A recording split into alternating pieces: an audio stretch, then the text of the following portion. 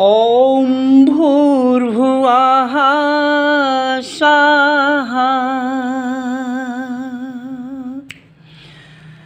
माँ मेरी माँ मेरी माँ मेरी माँ मेरी माँ माँ मेरी माँ ब्रह्मा की माँ विष्णु की माँ शिव की माँ राम की माँ कृष्ण की हनुमान की माँ धरती माँ जल माँ अग्नि माँ वायु आकाश माँ आस पास माँ। गीता के 14वें अध्याय में भगवान कृष्ण ने अर्जुन से कहा, आदि शक्ति जगत जननी पंच प्रकृति से संसार बना हुआ है। 1 करोड़ विद्वान पंडित ज्ञानी मिलके अगर कहें आचार्य गुरु पुजारी कि मैं गलत कह रहा हूँ, तो गीता खोल के देख लीजिए। भगवान कृष्ण ने कहा आदि शक्ति जगत जननी से संसार बना हुआ है और आदि शक्ति की आराधना करके सभी ऋषियों को सिद्धि मिली है।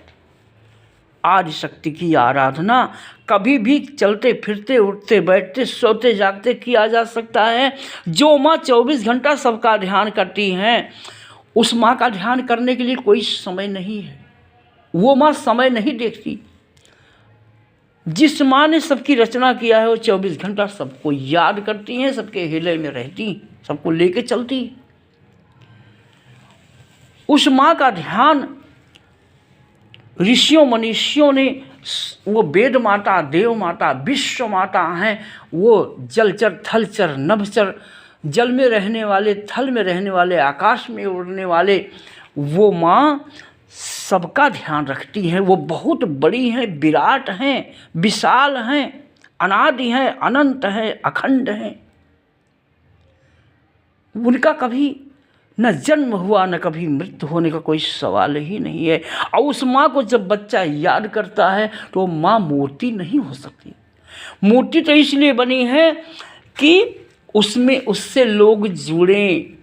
पंडित विद्वान ज्ञानी जो पूजा पाठ कराते हैं इसलिए कि झूठे से लोग जुड़े, कल्पना से लोग जुड़ेंगे तो धीरे धीरे सत्य को जानेंगे। लेकिन कई जन्म बीत जाता है सत्य को बिना गुरु के सत्य को जानना आसान नहीं है। क्योंकि सत्य एक है, सत्य ईश्वर है। ईश्वर अनादि है, अनंत है, अखंड है। ईश्वर को दोनों आँख से देखा नहीं जा सकता है। ईश्वर को देखने के लिए तीसरी आँख बनी है, शिव की आँख। ओम भूर्भुवः स्वः।